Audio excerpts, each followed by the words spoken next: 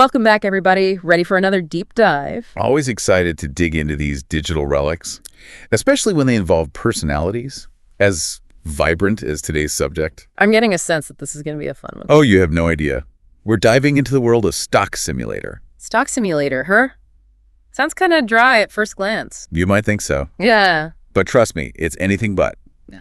Created by one Joey Davis back in the late 90s during the era of dial-up modems and, get this, QBasic programming. QBasic. Now that brings back some memories. A simpler time, code-wise at least. I actually took a peek at some of Jerry's handiwork. Fascinating stuff. It's like a time capsule of early game development, really. And what's remarkable is that within these lines of code, you find more than just game mechanics. You're saying Joey's personality shines through, even in the code itself? Oh, absolutely. It's like he couldn't resist injecting his own unique flair into every line.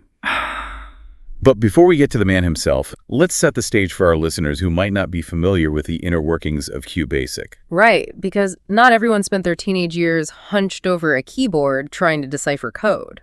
Right. So imagine QBasic like a set of digital building blocks. Each block represents a command, an instruction for the computer to follow. Okay, so far so good. But how do those blocks turn into, a game about the stock market? That's where Joey's ingenuity comes in. He uses these blocks, these commands, to create variables. Think of variables as containers holding information. In Stock Simulator, you have variables for things like your in-game cash, the prices of the stocks, all constantly changing based on the code. So these variables are like the gears turning inside the game, making everything happen. Exactly. And Joey uses loops, which are essentially sets of commands that repeat, to simulate the stock market's fluctuations. Buy low, sell high, all driven by lines of QBasic. And all of this with the technology available back then. Impressive. But what about the stocks themselves? Anything interesting there? Oh, this is where Joey's personality starts to peek through. Alongside your standard stocks, you'll find gems like Duff Beer and submachine guns. Clearly, the man had a sense of humor. Duff Beer. I see where this is going. So not your typical stock market simulation. What else did Joey cook up in his QBasic lab? Well, he managed to program a rudimentary opponent, a sort of AI driven by QBasic that would comment on your progress as you played. It's basic, sure, but remember, this was the late 90s. It's like he was pushing the boundaries of what was possible with the tools he had. But you mentioned earlier that Joey couldn't help but insert his personality into the game. And I have a feeling that's where things get really interesting. Oh, you have no idea. As we delve into later versions of Stock Simulator, we're going to meet Joey in all his glory. The programmer, the entrepreneur, the, shall we say, confident visionary. Yes, I got it here. So we're digging into version 1.5 now. Joey, being Joey, couldn't just leave well enough alone. Always iterating, always innovating. What'd he tweak this time? Added a speed control feature, how fast the stock prices fluctuate. Giving players a little more control over the chaos. Sounds like a pretty standard update, though. You'd think so, wouldn't you? But Joey spins it, see? Claims that only players almost as smart as him found the previous version too slow. Classic Joey. Even a simple quality of life improvement becomes an opportunity for self-congratulation. It's remarkable, isn't it? The man had an ego the size of Wall Street. But it's in version 2.0 where things get really interesting. Yeah, this is where we get to the fan mail, right? You've heard the legends. Buckle up, because Joey's rendition of fan interaction is something else entirely. Lay it on me. What kind of fan mail is Joey Davis getting in 1998? Well, he starts with this whole elaborate story about almost abandoning Stock Simulator altogether. You see, the code was getting too complicated, even for him, a genius among men. Right, because that's totally something a programmer would do, scrap a project because it's going too well. Exactly, it's all a bit much. Anyway, Joey claims that at that very moment, the world's suicide rate quadrupled. Hold on, what? Where's he going with this? Fasten your seatbelt, it's a bumpy ride. Joey, the benevolent soul that he is, couldn't bear the thought of a world devoid of people who could appreciate his genius. You're serious? He actually put this in the game? Word for word. And it gets better. He follows this up with responses to supposed fan letters, including one from, and I'm not making this up, Bill Clinton. Bill Clinton, like the leader of the free world. Bill Clinton. The one and only. Hey. Apparently, Mr. President was struggling to find inner peace and sought guidance from the master of QBasic, Joey Davis. Okay, come on. That's got to be a joke. No way he's passing this off as real. Well, his response doesn't exactly scream presidential advisor. Yeah. He basically tells Clinton he's at the bottom of his help list, below people who found bugs in the game, even those who send him pizza coupons. Unbelievable. The man had an ego made of iron. But amidst all this, he is still actually making the game better, right? Didn't he add a cash goal feature in this version? He did, actually. It's a small touch, but it suggests that Joey was paying attention to player feedback, attempting to craft a more, dare I say, enjoyable experience. But of course, even progress in Joey's world comes with a price. Naturally, hit that cash goal, and you're met with a smug little message from our boy. Oh, you think you're hot stuff now, huh? Don't forget who made this masterpiece. Now send those $500. Unbelievable. So he's still on that.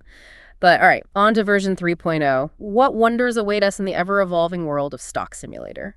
This is a big one, at least technologically speaking. Joey graces us with a save load feature. Whoa, hold the phone. Save load. In QBasic. That's no small feat, even for someone with Joey's confidence. It's a legitimate accomplishment. For a brief, shining moment, you might even believe he's maturing as a developer, focusing on the player experience, less on his own grandeur. But this is Joey Davis we're talking about. Something tells me that humility is fleeting. You'd be right to doubt it. Enter the Fresnets, round 2. The Fresnets are back. Wait, who are the Fresnets again? Right, you've only been subjected to a fraction of the saga. This time, it's Bob Fresnet who feels Joey's wrath. Apparently, Bob sent him a rather strongly worded letter full of choice insults about Stock Simulator, called it clock pimpulator even. Ouch, that's gotta sting, even for someone with an ego as bulletproof as Joey's. Let's just say Joey responds with the kind of meticulous, sarcasm-dripping takedown that would make a Reddit moderator proud. It's brutal, it's hilarious, and it's 100% pure Joey. So the feud rages on. It's amazing, though, how through all this, the outlandish claims, the vendettas against fictional fans, Joey still manages to create a game that's, playable, even kind of fun from what I've heard. That's what makes this whole deep dive so fascinating, this weird tension between the larger-than-life persona and the genuinely skilled developer. It's like he can't help but innovate, even if it's fueled by a desire to prove everyone wrong. Maybe that's the secret sauce right there. Speaking of innovation, what about this stupidometer thing I keep hearing whispers about? It's in version 3.1, isn't it? Ah, yes, the stupidometer. Subtle as a brick, just like its creator. Imagine this. You're playing the game, your portfolio's looking a little sad, and suddenly a message pops up telling you essentially that you're playing like an idiot. He's kidding, right? Yeah. He programmed a feature specifically to mock players who were losing. That's our Joey, always thinking of the player experience in his own special way. But what's remarkable is that amidst all these unique design choices, the game actually continues to improve. So while Joey's ego inflates, so too does the quality of the game. What a bizarre, yet strangely compelling development cycle. Right. It's almost Shakespearean. And so we arrive at the grand finale, Stock Simulator 3.2, the QBasic magnum opus of Joey Davis. This is it, huh? The peak of Mount Joey. I gotta admit, I'm almost a little sad to see it end. Oh, you'll be back for more, I'm sure of it. Especially when you see what Joey's cooked up for the grand finale. Feature-wise, it's more refinement. He adds an options menu, gives players the ability to toggle that stupidometer on or off. Oh, so you can choose to experience the full Joey Davis treatment, or just a taste. Precisely. But of course, this being Joey, he couldn't resist leaving players with one final message, directly from the source. The digital equivalent of a mic drop? I wouldn't have it any other way. What pearls of wisdom does Joey impart upon the world this time? He basically declares himself the undisputed king of stock market simulations. Even offers, very generously I might add, to grace us with other games from his repertoire. Oh, the generosity knows no bounds. But I imagine this generosity comes at a price. But of course, Joey suggests a modest fee of $1,950 per game. Per game. QBasic just hit different back then, I guess. I have a feeling Joey's entrepreneurial ventures didn't quite reach Bezos' levels of success. Perhaps not. But, thinking back on it all, there's a certain brilliance, a strange prescience to Joey's whole approach. He understood, even back then, the power of personality. He was ahead of his time, in a way, injecting himself into the game, building a connection with the player, however unconventional it might have been. It's fascinating, isn't it?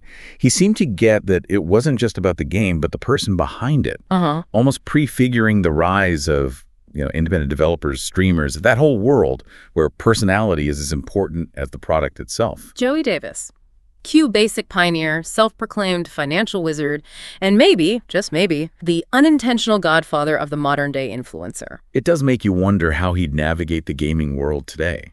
Would he be live streaming his coding sessions, battling it out in the comments section, demanding payment in Dogecoin? The possibilities are endless. But in all seriousness, I think what makes Joey's story so fascinating is that it reminds us of the passion, the sheer force of personality that fueled so much of early game development. These were people, often working alone, pouring their hearts, quirks, and dreams into creating something new. They didn't have fancy game engines, high-powered marketing teams. It was just them, their code, and a direct line to the players. So as we close this chapter on Joey Davis and the stock simulator saga, I think we're left with a newfound appreciation for the pioneers of those early days. They may not have had all the bells and whistles, but they had something equally important: heart, and a healthy dose of ego.